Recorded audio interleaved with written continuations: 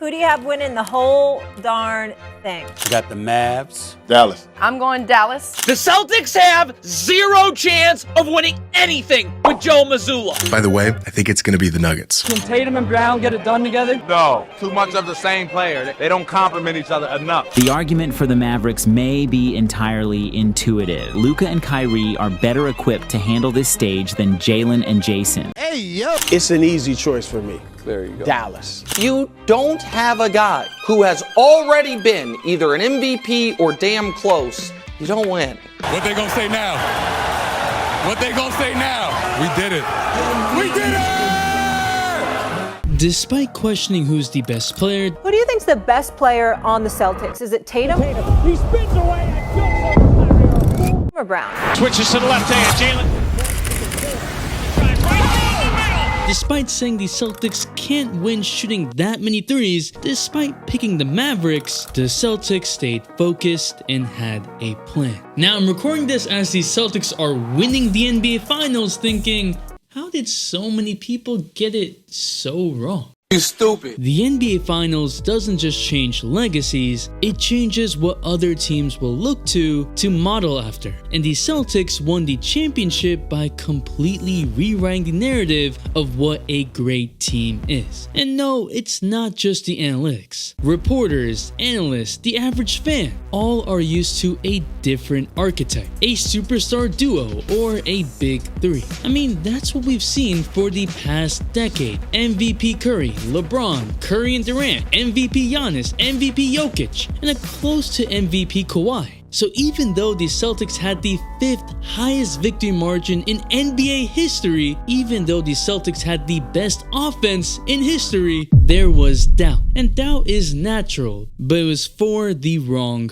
reasons. It's why Nick Wright's last comment was the narrative were actually the sentiments of many. So it boils down to the players. I didn't make this video to just celebrate the Celtics. Congratulations to them, by the way. No, I want to look at how we evaluate teams and why we need to change it. Specifically, what the media refuses to talk about. Their secret agendas that they won't tell you, and I got the receipts. So let's start with a look beyond the numbers for just a second. What is up, dudes, that's ballers players? It's your boy MJ. If we look at teams on the same level during the regular season in history, so the top 7 highest point margins, we start to see something really simple. Each of these teams was hailed as one of the greatest teams of all time. The 16-17 Warriors with Curry and Durant, the 95-96 Bulls with Jordan, and the media of their time saying they were unstoppable, being minus 950 favorites, nearly 4 times the Celtics this year. Okay, that's Jordan's aura. The 1970-71 Bucks are still talked about as potentially being the best team of all time, and this year the Celtics weren't even the favorite among ESPN analysts? I don't give a... But each of these teams, besides the Celtics, had one of the greatest players of all time. Jayson Tatum is supposed to be the Celtics' best player. So with 7 minutes left in the 4th quarter of Game 3 of the NBA Finals, after the Mavericks just went on a 7-0 run, we get this? A half-spin post-fadeaway pump fake into shot into miss? What the fuck? And the Mavericks would continue their run. It was up to Tatum. Trying to sidestep, missed it. It was up to Tatum, and again with the game on the line. Tatum drives, pulls back, three-pointer. If only he remembered he was 6'10", he'd be generational. Alright, but in all seriousness, this isn't the only time this playoff run that Tatum didn't step up to the moment. Game 1 against the Pacers, who continued to choke, Tatum missed an open 3, then another opportunity, another miss. He made some shots in overtime, but only after the Celtics had secured the lead. But your best player doesn't just make the game tying or winning shot, they make the shots that stop runs, the shots that calm their teams down. Like Kobe, Jordan, LeBron, they help shift momentum. Tatum isn't on the level of Luka, Jokic, Giannis. Maybe he'll get there, but not yet. And because of that, they count out the Celtics. So technically, reporters were right about Tatum, but also terribly wrong because the Celtics had players that filled the gap. Jayson Kidd made the statement that Jaylen Brown is their best player. Well, Jaylen's their best player, so just looking at what he does defensively, he picked up Luka full court. And I'd be inclined to agree. In that same Game 3, Jaylen Brown hits the fadeaway to help slow down the Mavs' run. Brown using the screen. Drives. Holds up. Jump shot. Jaylen Brown hit the mid-range dagger. He's the one that pushed the pace to force Luka to defend and foul out. Something that won't show up in the box score, yet it's just winning basketball. What all the great champions of the game have done before him. But there was more to this question of who's the best player on the Celtics until I started looking at something that made me do a double take. Jrue Holiday, through the first 3 games, had the highest plus-minus on the Celtics. He also had the highest plus-minus on the championship Bucks team in 2021. Now, I don't think that Jrue Holiday is the best player based off one stat, but throughout these finals, Jrue has made the timely buckets and timely stops.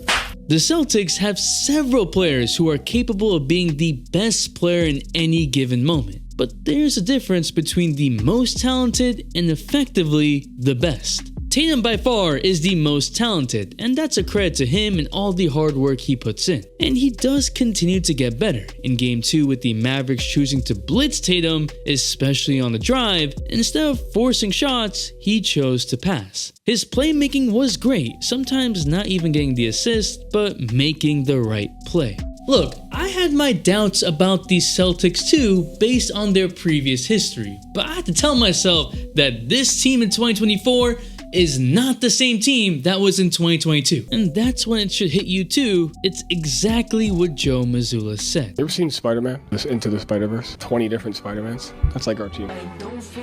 Typically on a team, you have players with defined roles. Take the Warriors. Draymond is the defensive anchor and plays starter. Curry is the ball handler, the shot creator, the catch and shooter, a lot. Clay, the 3-and-D specialist. But on the Celtics, the roles kind of all mesh simply because Tatum, Brown, and Jrue do it all. Because Tatum has been more of the face, everyone's obsession was with him, that the Celtics could only go as far as he takes them. But because he's not the only player in charge of scoring, defense, or playmaking, what the team needed from him was to fill the gaps. That when his shot isn't going, find another role. And he did just that, something that he didn't do 2 years ago. And if you look at Brown, Tatum, their first championship lines up exactly where all the greats' first championship typically lined up. So they're on a timeline. But beyond the narratives that there has to be a best player, that there has to be an alpha, the media forgot the obvious. The Celtics may have not had the best player in any one category besides maybe perimeter defender because Jrue got that. Their average attribute in each category as a team is so much higher than the rest of the NBA. But to the media, that's boring. That's not box office, that's not what sells. And they're trying to sell you a product. To the fan, their heart sides with the excitement, and therefore they root for the underdog. The one man carrying a team. This sort of bias against a team or player is what we've heard before for Jokic. Talking about Nikola Jokic and the Denver Nuggets is not good for ratings, folks. The Celtics just had one of the most dominant seasons in NBA history, but even another dominant team like the 2017 Cavs has players like Kevin Love who are forgotten about. Before Love joined the Cavs, he averaged 26 and 13. After joining the Cavs, people didn't realize that Kevin Love was quite literally one of the best power forwards in the entire NBA, all because his numbers were more around 15 and 9. We need to applaud good teams as much as we do good players. Players who sacrifice in order to win. So when Tatum says they're gonna have to do it again to prove everyone that this isn't a fluke, it's going to be really difficult just because of how good they were this season. But I think we should be done downing them as a team. What a season. Thanks to everyone who's been on this up and down journey here on the channel, and always seeking the truth. But trust, the off-season without recency bias is where the content gets even better. All day. So subscribe, it's free and I promise it's worth it. Weekly videos at the minimum throughout the offseason. The oldie notification shout goes to Inembi. Appreciate you. It's your boy MJ. We out and we vibe.